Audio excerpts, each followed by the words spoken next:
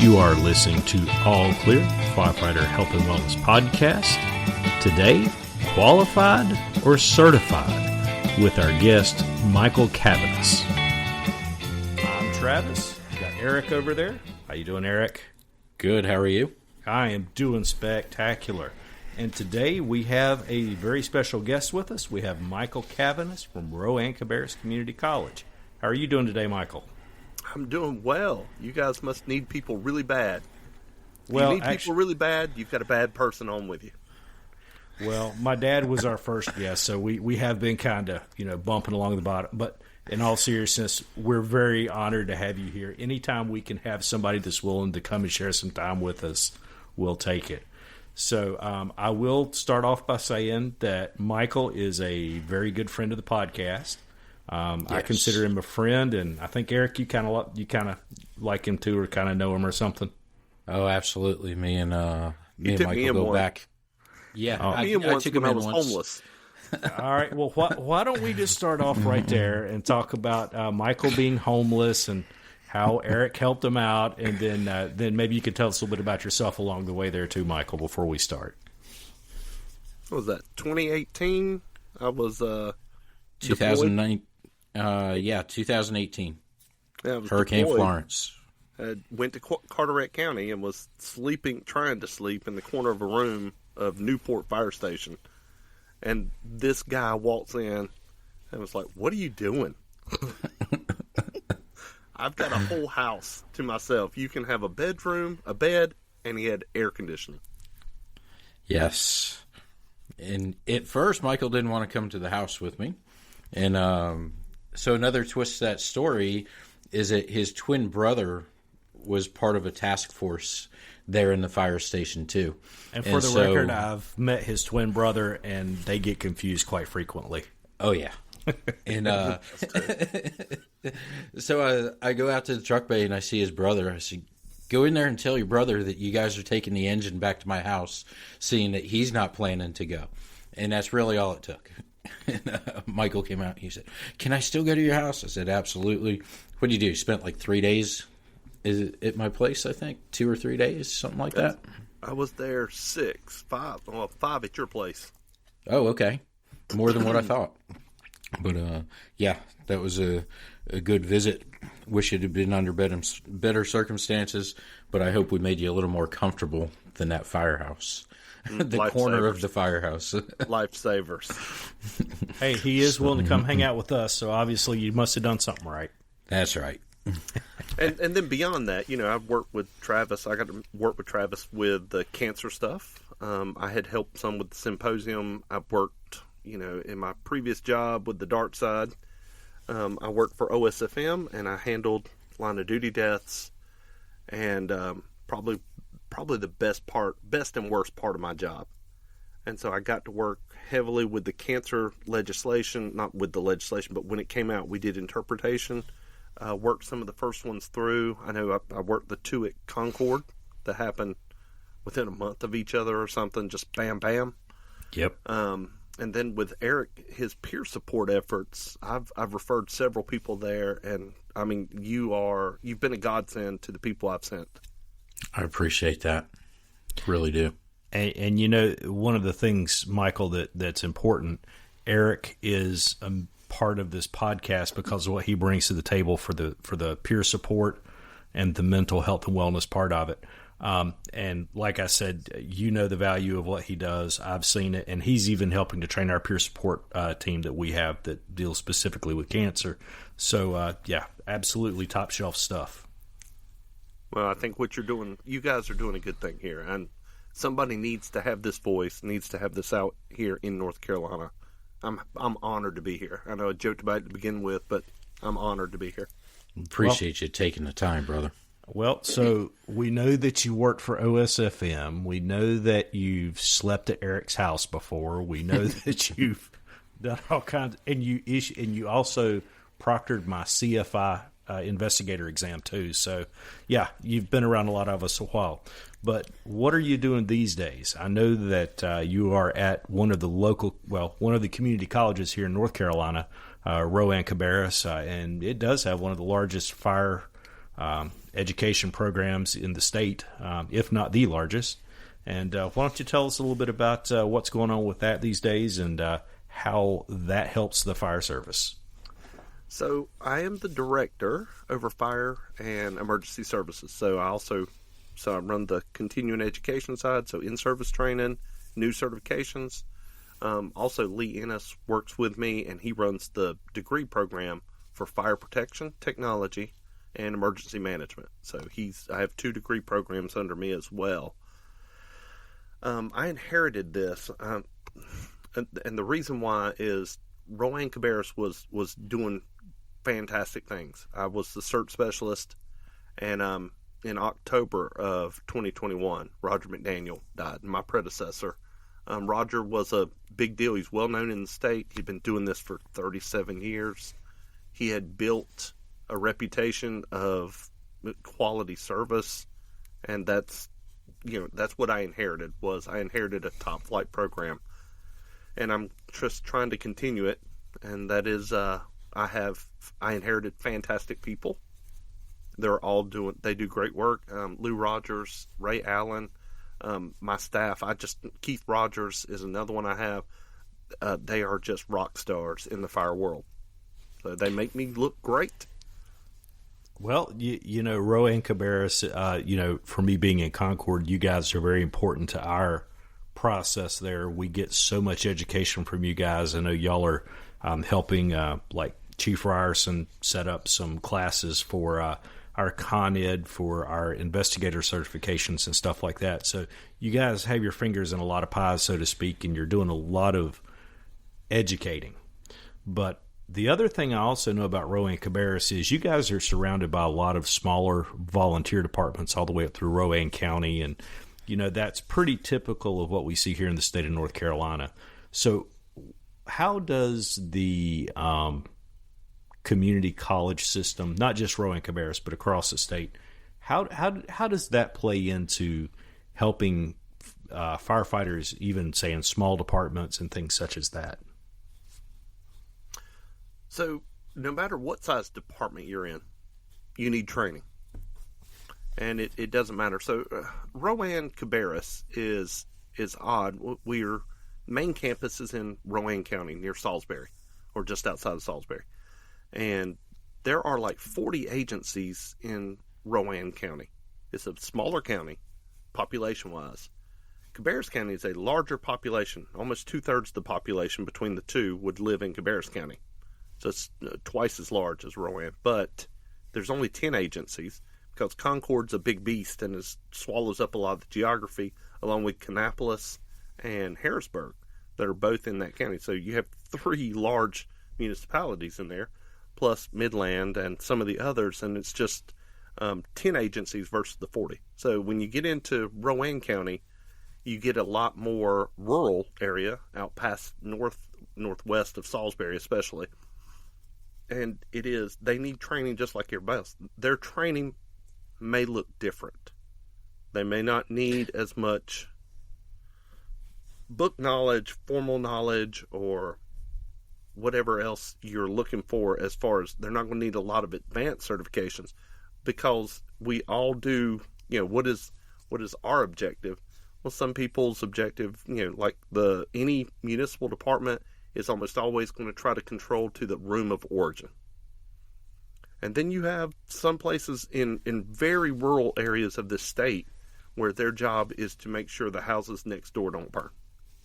So level of protection is very different within the state. And that I think that's a very important point that you bring up, because I know that when you look at some of these smaller departments, the members of the department literally live 5 minutes down the road from where the station is, and they know pretty much everybody along the road and in the neighborhoods. So there's more of a sense of community a lot of times in those smaller departments. And you might have it, say, like a Concord, where we've got 300 members, and a fair number of them don't even live in Cabarrus County. So it's a different dynamic completely. But what types of deficits or differentials do you see between the training of, say, a larger department like Harrisburg or Concord and, say, a small volunteer department like you might encounter Rowan County, or even out toward Carteret out there where you are, Eric? Well, something like you would mention, you had mentioned us working with Chief Ryerson on the investigations and the inspection stuff. That is something I don't need to teach at a West Rowan. They don't have inspection duties, so it's going to be different. Whereas you get municipalities and they have inspections, they have divisions, they have all these things. They are purely suppression out at those places. So that's what we deal with. So they need to know how to get water on the fire. They need to know how to get trucks there safely, and they need to know how to operate the trucks to get the water on there. And they need to know how to move water because rural water supply. And so that is what we key on, as opposed to the Concord rookies when they're learning stuff. They're all the way up into TR and technical rescuer.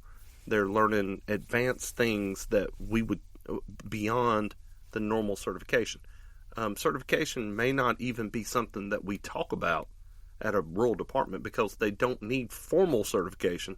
They need training, if that makes sense. This is how you put a pump in gear. They don't need to know the hydraulics behind it so much as I expect your drivers at Concord or at a paid department, Morehead City, whatever, I expect them to be able to rattle off pump pressures to me. I expect other places to give me the hey, set it at 100, 110, up, down. Right. So pretty much like catering to the needs of the individuals that come to you and are requesting training through the community college. You know the area fairly well, obviously, and if ABC Fire Department comes in and says, "Hey, we want something on rural water supply," is it going to be a certification class, or is it going to be, hey, we're going to send somebody out there and you guys are going to do rural water supply for a weekend and make sure that you got the basics down? As where other colleges, my personal experience is one size fits all, so to speak. Excuse me. As where, hey, we want water supply. Okay, we're going to get you the North Carolina driver operator certification program in your fire department. And so there's nothing. There are 58 community colleges in this state, and there are 58 separate kingdoms, and they all run completely different. And so what Roger set out, and he listened to his people, and he gives them exactly what they want. And that's what his goal was this just, we call it radical customer service. Okay, you are really trying radical hospitality. We are trying to go overboard with what we're trying to give them. And that is, if you've got all volunteers and they're not trying to get paid, they're not trying to go anywhere else, they don't need a certification, they need that level of training that gets them to do the job. And so that's what we listen to. I can't speak for the way other people do it. I did see a lot of colleges traveling the state. One of the big advantages I have, I think this is the biggest advantage I have, I saw community colleges that forgot who the customer was. And the customer, the fire service in North Carolina doesn't have to have community colleges. That's one of the things that get lost in academia. They don't have to have us. We make sure we remember that every day. So we try to make sure we're giving them what they need or what they want. Michael, I'd like to kind of give part of my own experience. I kind of came into the fire service sideways, so to speak, because I got part of my training through Concord for my firefighter 1 and 2, and then the rest of it I did with Rowan through y'all's program up there. And I remember my final live burns, I did those up there at y'all's wonderful facility up there in Salisbury. And I noticed that there were many different levels of knowledge that were in the group that I was with. There were some that were as green as could be, and they were just surprised that they were at the point of a live burn. Then you had some folks that had a lot more knowledge because they worked for a municipal department, but Rowan was able to take care of the needs of each and every person. And I greatly respect that because I know that's not an easy thing to do, to have a curriculum to fit everybody, but nobody felt left out or left behind. So, that's not just us. Every training officer runs into that exact problem. You've got a brand new person that doesn't know what a spanner wrench is, and you've got a guy who's been there 28 years and knows everything there is to know about the fire service. And so how do you do training on Tuesday night training or whatever? How do you keep that relevant to both sides? I do think training in small departments, when you're looking at that, especially a volunteer department, and you've got paid guys that come in, use that expertise is what you try to. Don't go in there and act like you know everything. You never will. And me as the training officer or whatever it is, I try to make sure I'm incorporating those people that do know. So I actually use all that experience as teachers. That's what I want to do. So set up almost like a mentor type of relationship between the old timers and the new guys, so that everybody kind of comes out on a level playing field when it's done. Yes. And it's really interesting when you look at training in general. Since with the 10 or 12 years I've been in the fire service, I have seen myself a great shift away from being reactive in how you deal with things to being more proactive. And I know one of the things, for example, and I'm going to go back to what we do, the cancer education. 5, 6, 7 years ago, nobody talked about it. But, Chief Allen has invited our organization to come and teach, y'all's rookie class. And that's a great honor to be able to do that, because there's value in that knowledge. And it's the same with mental health or whatever the case is. We've gone from being reactionary to being, proactive and stuff. And how do you feel that that shift is really happening in the training in the fire service, or is that just something that I'm seeing? No, it's very much within the fire. So the certification board and the Fire Rescue Commission recognize these things. That's why you see the health and wellness that has become a required part of firefighter. They're how do we get ahead of this? And then changes in standards, changes in the way we look at turnout gear. I was going to interrupt you with Eric. When you first got in, and when I first got in, I was told not to wash my turnout gear. You wash all the water repellent off, and now you wash it every fire. I mean, there are people at Salisbury Fire washing their gear every week because they burn every week. Yeah. And so it is, which is great that it's a shift, and that paradigm shift did not happen overnight. That's, 21 years for me, and that's just a big difference. And I appreciate that people are looking at that. They're thinking about it.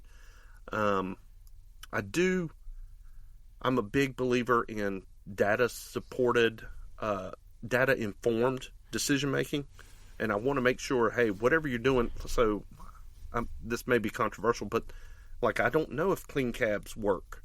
There's no data on it. We can try, and people are trying to, but until there's data, there's nothing that says that works. There's nothing that says that helps. The studies now are showing that maybe your turnout gear is actually causing it. Right. Not the fire stuff that you're getting as well, but stuff in your turnout gear. And so, it's interesting you mentioned that, because when I talk to Dr. Tom White, who works with us a lot, and he'll be on the podcast at some point, his whole thing is maybe you can't prove that, clean cabs save lives, but what does it hurt to have a clean cab? It doesn't hurt anything to do that. So just do it because it helps. And then conversely, when you start talking about, we were talking about the PFAS in gear, that is such a new thing that the understanding of it is very limited. And when you talk to the guys up at NC State Textile Labs, they're each person reacts differently to the gear, to the PFAS that's in it. We all have a negative reaction to it on some level, but some people, for example, he mentioned down in Wilmington how they have the exposure to, the Gen X that was down there in the Cape Fear River, that was being dumped in, and how that, just a person that's exposed to that may have a higher level than one exposed to PFAS, somewhere else in the state. So it's really interesting that, you have to have data to drive it, but sometimes we have to kind of go on faith.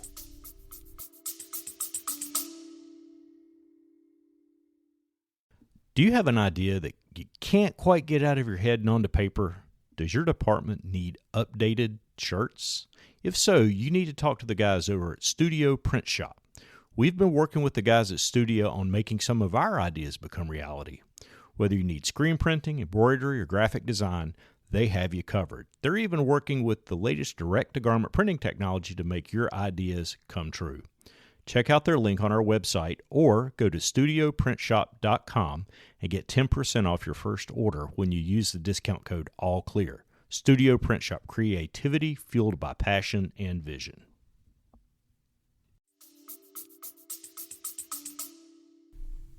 And I agree with, if you have the resources. So, you look at, I'm, I don't know, about 5 miles from the border of Concord. Concord has the resources for that. Enochville does not have enough money to buy me 2 sets of gear. So whenever I go to wash my gear, I'm out of commission.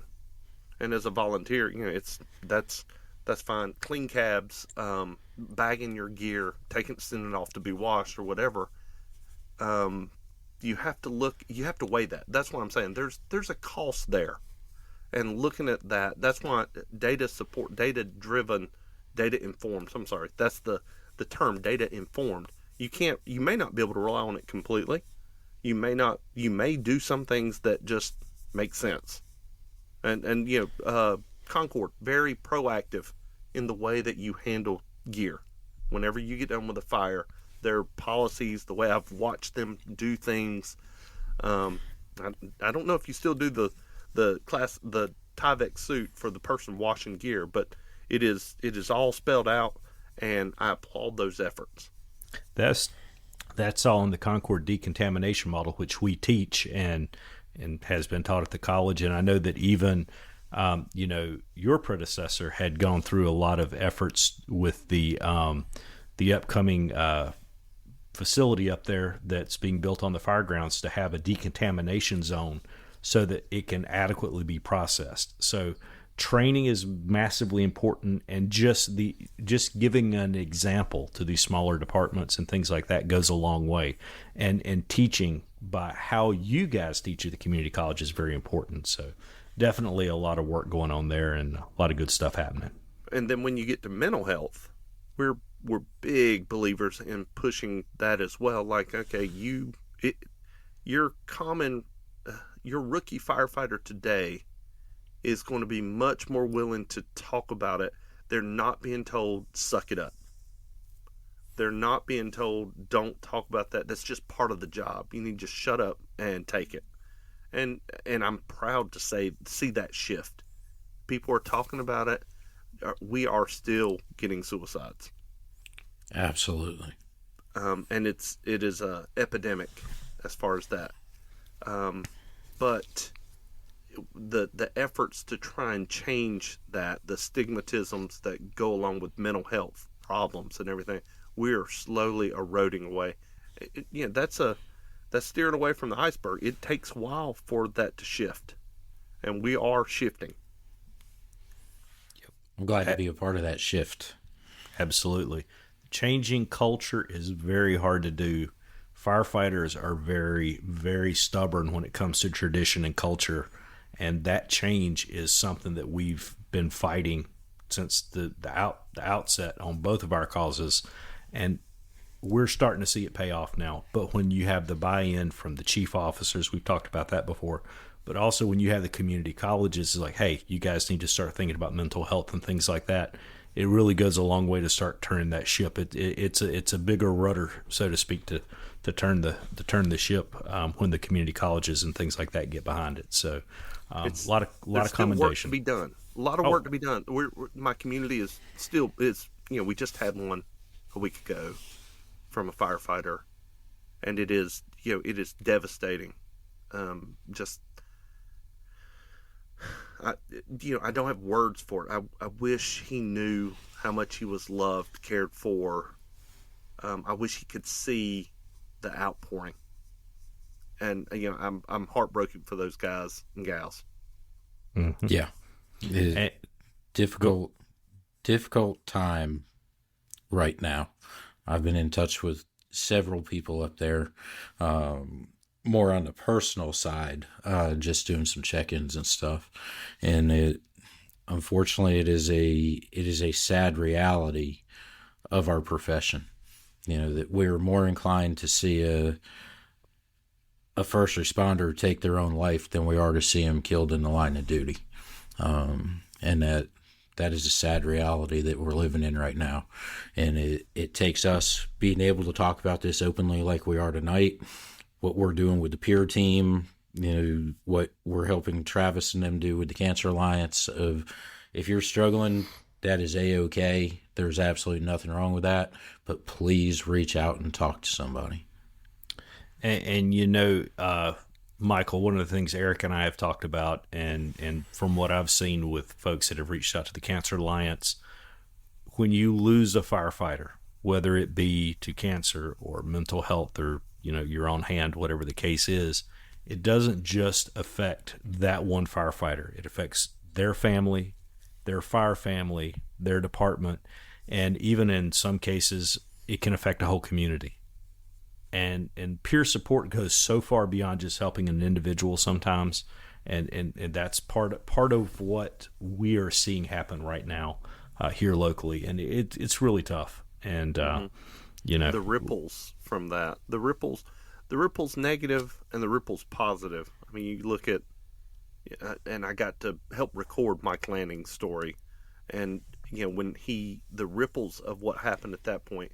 Knowing Eric's story and from Adam Snyder and the way the ripples of that are still being felt from Adam, and here we are with Eric, and it is positive ripples, but it's just so far reaching. Yeah, you just never know what your impact will be. Absolutely. And we hope that maybe somebody's listening to one of our podcasts, whether it be the one we're recording tonight or something else, and they're like, hey, I'm not alone. Hey, I can talk to somebody. And, hey, Eric, why don't you, can you give your number in case, we'll put it in the show notes and everything, but would you be willing to give out your number while you're at it? Because like I said, you are good at what you do, and you have the right resources in place, and you can help folks get moving in the right direction, no matter where they are. Yeah, if anybody needs to get in touch with me just to talk, want to do a check-in or whatever else, please don't hesitate in contacting me at 252-241-7189, or you could send me an email, info@frpsn.org, and we can arrange, meeting up, talking, whatever we have to do. But yeah, please do not hesitate. That ripple effect that Michael was talking about, that's absolutely huge. You never know who is going to be listening, who's going to be paying attention. And, I've said it before and I'll say it again, I recover out loud for the people that are suffering in silence. I used to be ashamed to share my story. And now it's wide open. If I think that it's going to be beneficial to somebody to hear some of my own personal struggle, absolutely, get them to open up those onions. We peel them back a layer at a time. This past week I was down in Mount Pleasant, South Carolina at a behavioral health summit put on by the Low Country Peer team down there. We were sitting in an amazing venue with over 200 like-minded individuals for one reason and one reason only, and it was for first responder mental health. And it was absolutely phenomenal to see that many people in one place that were there for one thing. It wasn't like going to a fire conference where you had different vendors and, we're going to go do this hands-on training, that hands-on training. No, this was here listening to peers, listening to clinicians, listening to subject matter experts on the topic of first responder mental health. So we are making a difference. We are making an impact. So yeah, I'm proud of the efforts that are taking place. And with the community colleges, being willing to offer those types of programs, direct delivery style programs, no certification involved with it. That just helps us reinforce some of the steps that the state Office of State Fire Marshals doing with the certification programs, incorporating that into the health and wellness, and we just kind of reinforce that, and we build upon what is being delivered through the certification process, and maybe dive in a little deeper to some of the subjects, and we do what we can do. Absolutely. So, Michael, thank you for all that you are doing at Rowan Cabarrus, and I think you're a good emissary for the community college program, here in the state of North Carolina. But hey, people across the country actually listen to us. So, what you have to say here definitely has value elsewhere. And we hope at some point you'll be willing to kind of come back and maybe talk with us some more and hang out a little bit more and, participate, particularly being a former podcaster yourself. We might can learn a thing or two. I'd love to. All right. Hey, we have a tradition around here. Here it comes. Hold on to your seat, Michael. Hey, Eric, I've got a question for you. Let's hear it. It's more of a statement. I found out there's only one thing I can't deal with. A deck of cards that's glued together. And on that note... You see, we threaten people with dad jokes, very bad dad jokes, until we get our subscriber base up. Michael, can you help us do that? Can you help it? I know you finally, subscribe. I will do my best. If I can save people from having to hear a joke that bad. Oh, that's one of the better ones. That's one of the better ones. That's not even one of the bad ones. You see what I have to deal with, Michael? There's a PSA type style on YouTube. You can see it as Survivors of Dad Jokes. Have you ever? It's plays the Sarah McLachlan music behind it, and it's fantastic. But to show you how much we love our listeners, all 6 of them, I think right now. If you want to sponsor a dad joke, you're welcome to. I mean, a couple dollars a month, you can sponsor a dad joke. We'll even call it out in your name. It's easy to do.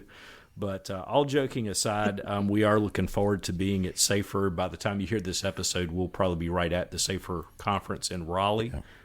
Eric and I both will be there. You'll have a chance to come, even participate in the podcast. We have new challenge coins that are really cool that we might have to send one to Michael since he was kind enough to be our guest tonight. Yes, sir. But anyway, thank you again for participating in All Clear. Firefighter Health and Wellness Podcast. It was good to see you, Michael. Yeah, thank you guys. You're doing a great thing. See ya. Thanks, brother. You have been listening to All Clear, presented by the North Carolina Firefighter Cancer Alliance and the First Responders Peer Support Network. All Clear is written and produced by Travis McGaha and Eric Stevenson and recorded on Riverside FM. Opinions and views expressed by guests do not necessarily reflect the views of the podcast. Please subscribe and rate us on your podcast app of choice.